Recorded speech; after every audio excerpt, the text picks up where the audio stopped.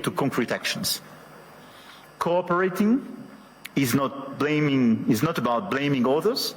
It is about assuming one's share of responsibility and contributing to solutions.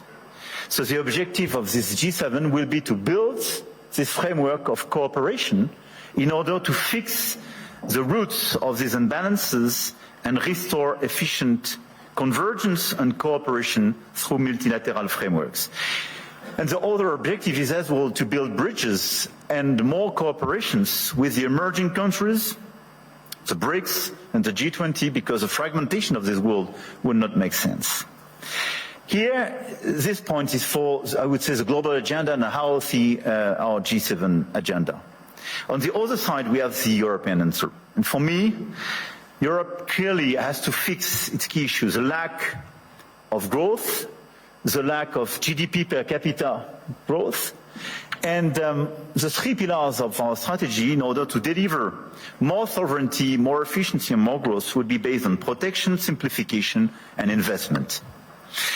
Because the diagnosis is well known, European competitiveness still lags behind that of the US, and in the current global order, facing precisely the Chinese approach, we have to react. So first, protection. Protection doesn't mean protectionism. But today's Europeans are too naive. This is the unique market open to everybody without checking level playing field. Nobody can access the Chinese market as people are accessing the European market for sure. But even if you take the US and a lot of other countries, the level of protection does exist for investment and trade. And the Europeans are the only one not to protect their own companies and their own markets when the other countries doesn't respect level playing field. This is why we have to be much more realistic if we want to protect our chemical industry, our industry, from the automotive sectors to a lot of others, because they are being literally killed by the lack of respect of a normal framework and level playing field. Europe has very strong tools now, and we have to use them when we are not respected and when the rules of the game are not respected, by the way.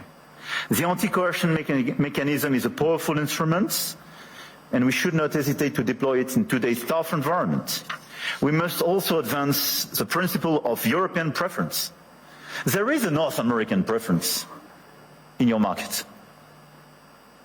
There is no European preference today. We are progressively creating it, and in the latest documents and decisions taken by the decisions, we do have the first examples of that, but this is extremely good. And we are currently aligning closely with Germany to deliver an ambitious and simple framework.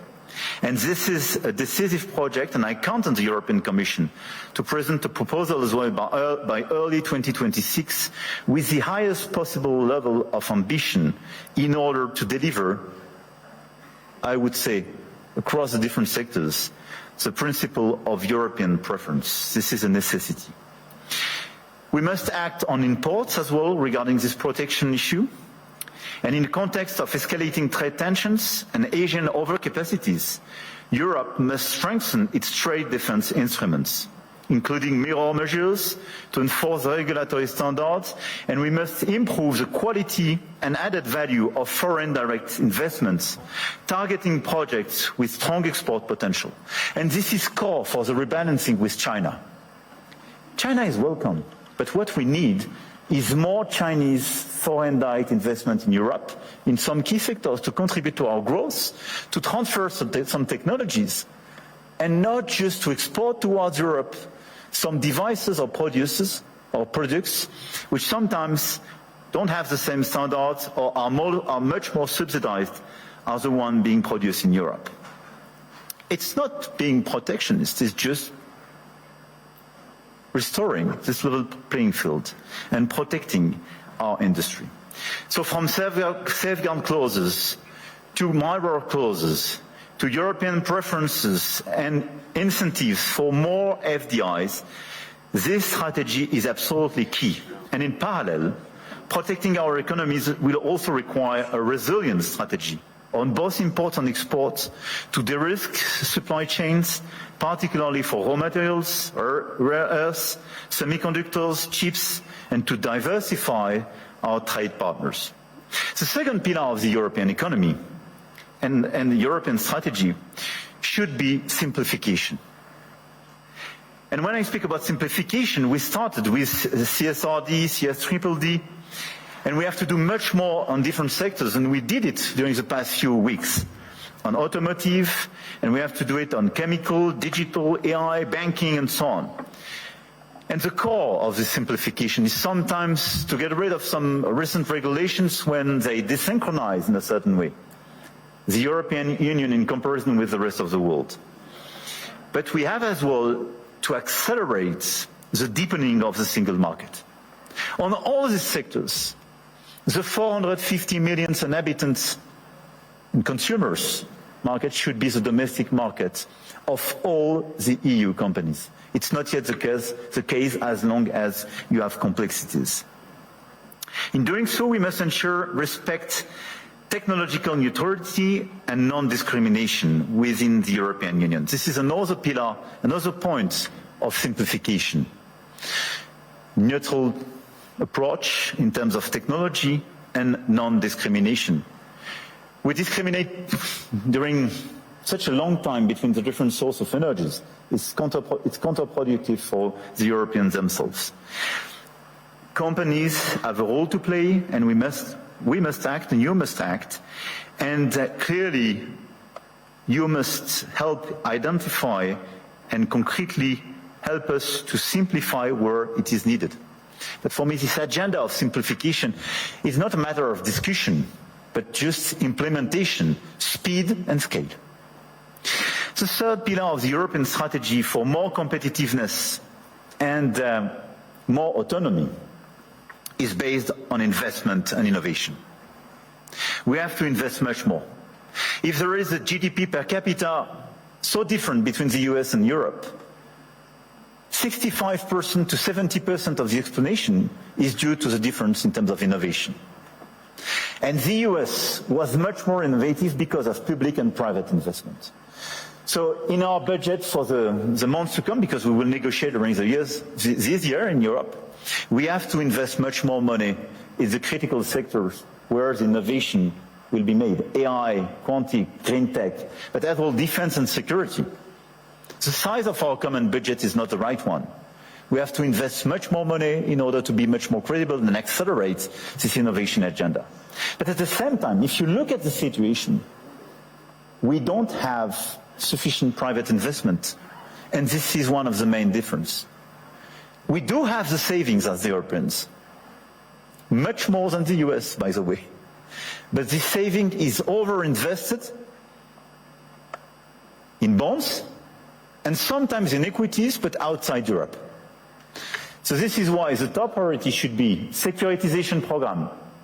It is prepared, we have to accelerate the implementation. And second, capital market union.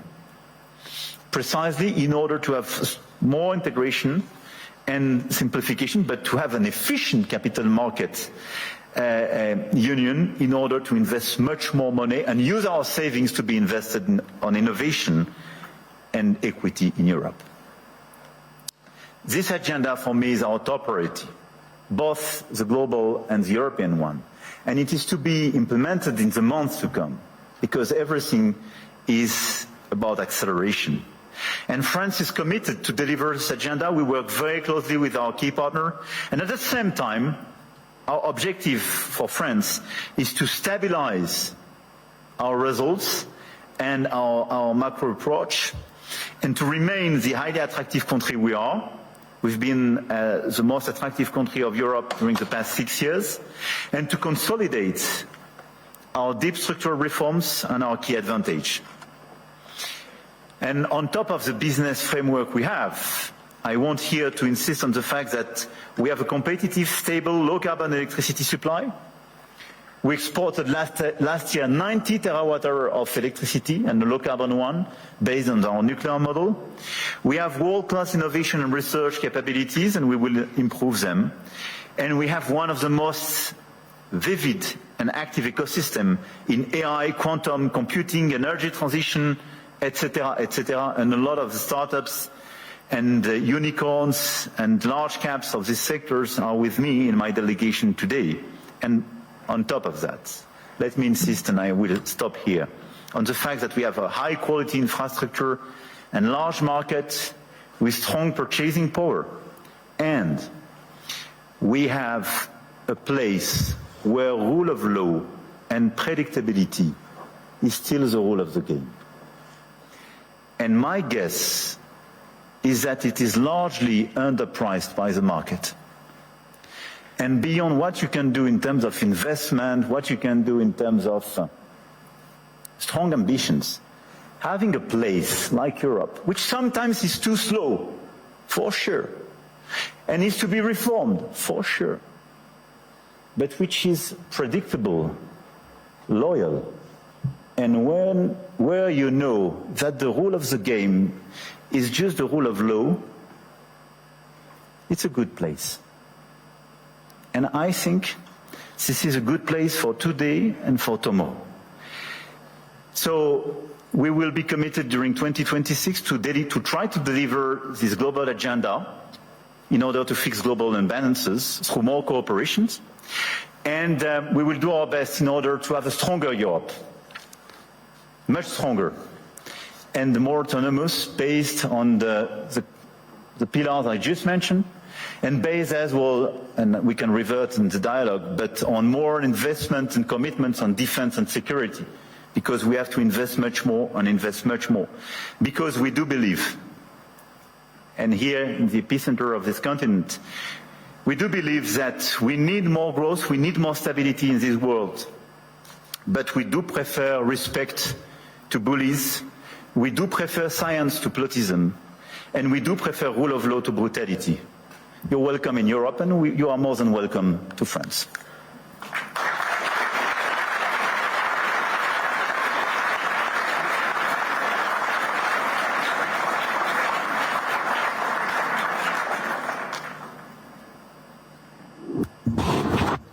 What I'd really like to ask is, how's your last few days been? But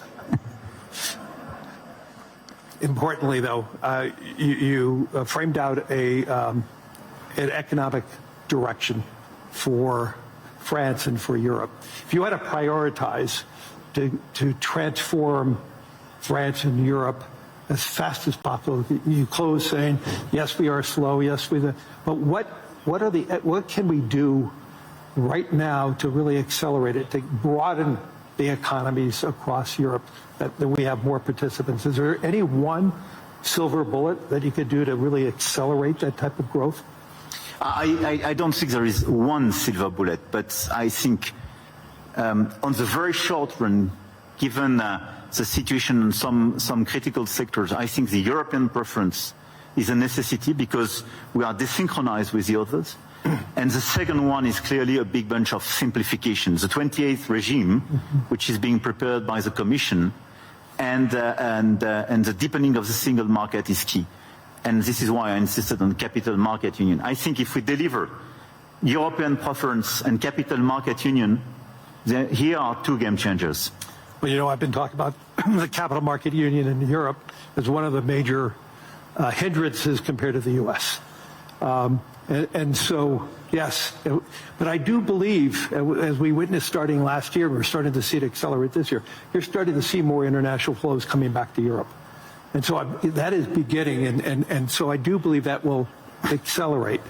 But in terms of priorities, if you had to tell the Commission, what should they be more swift in terms of transforming Europe faster, so it can compete with the U.S., compete with Europe, and exceed China and Europe, China and the U.S.? Look, I think this is the discussion we have clearly with the Commission. We will have an informal summit in February focused on this topic. Everything was largely drafted by both Letta and Draghi's reports and is well known.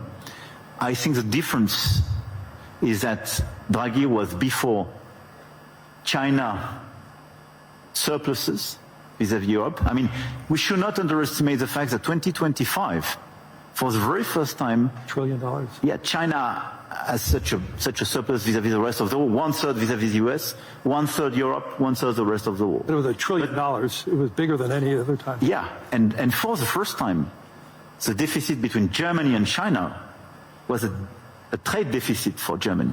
And this is a game changer for Europe. So this is why, clearly for me, we have to fix this issue.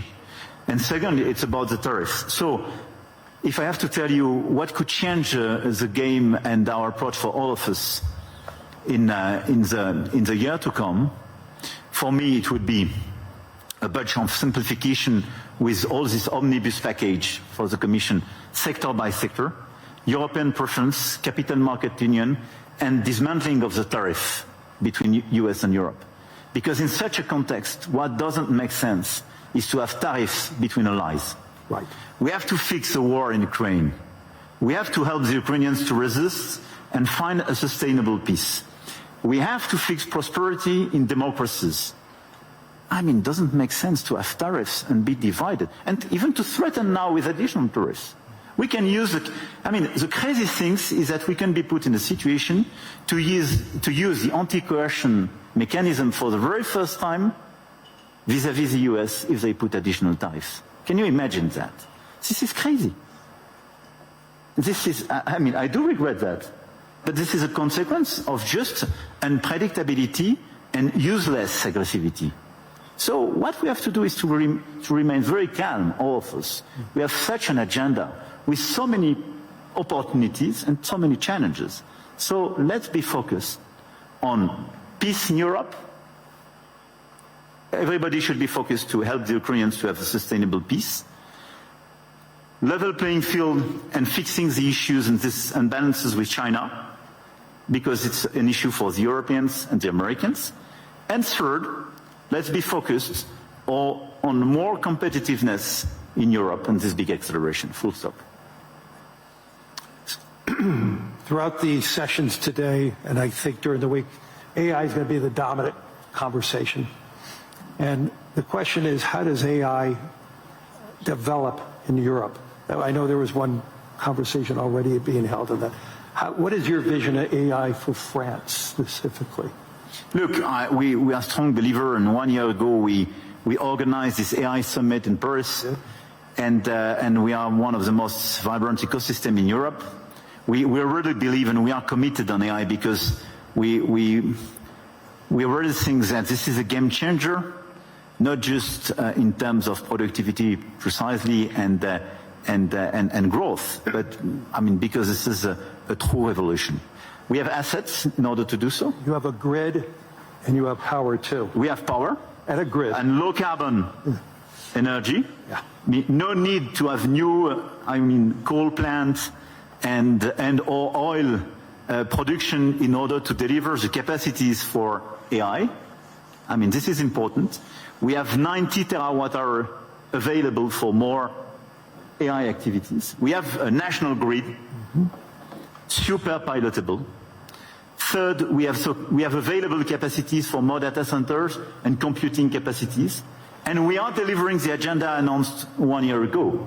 So we are building these capacities, and Europe was lagging behind the US and others on this field. We have talents, very good data scientists, mathematicians, and so on, and we are increasing our training programs and our capacities, and we have several hubs being identified, and we have a critical ecosystem with LLM champions, but as well we have startup on AI and quantum, I don't forget them, which are extremely present in all these different fields. One of the best evidence of the attractiveness and this vibrant ecosystem is that Yann LeCun when he decided to leave Meta and set up his own company, established it in France, right, a few weeks ago, which is for me a good evidence. Big win. A big win, and we will do our best to help him to work. This is a global company, but incorporated in France and established in France with these talents. So we have all these assets. But what is important for me now is to invest, to help all the startups and the companies in this sector to do much more and to increase, but to do my best in order to make sure that their domestic market is the EU market and not just the French one. Right. And when we speak about strengthening the single market, this is this point. And this is again, and unhappily, we were even not totally complete. Mm-hmm. And at the same time, we see the level of investment in this world, in the current environment, and the ongoing revolution. This level of investment has no comparison with what happened during the past years, not to say decades. So my main message would be, let's not be shy. Let's not be divided. Let's not accept a global order which will be decided by those who claim to have I would say, the bigger voice or the bigger stick or the bigger one, I don't know. But let's focus on just common interests and common challenges. We know what we have to fix: growth, peace, climate. And we should not forget climate in this current agenda. We want peace, we want growth, we want climate. And investment, innovation, everything should be dedicated to fix these three issues. And in order to fix these three issues, let's focus on the key investments, the key innovation, but our ability to cooperate as well. And let's be clear, Davos was founded for restoring a global discussion, having a global discussion between business leaders, but as well governments and so on. A global discussion is a discussion where everybody is respected and where you provide an improvement and a way forward for every place and every people in this world. This is the only way to make it sustainable. And I think this is the right way to do. And even if this is less present in the global debate today, we should focus much more on this approach. More cooperation, and let's focus on our key challenge to deliver peace, prosperity, and decarbonization of our economies for our fellow citizens. This is our duty as business leaders, as head of states and governments, and we have everything in order to deliver this agenda. Just let's be coordinated. Let's not waste time with crazy ideas. Let's not open Pandora box or new topics. And it's not a time for new imperialism or new colonialism. This is a time of cooperation in order to fix these three global challenges for our fellow citizens. Full stop. We ran out of time. I want to thank the President of the Republic of France, Emmanuel Macron, for his wisdom, but most importantly, for your humanity and your leadership. Thank you, Larry. Thank you, Larry. I appreciate it.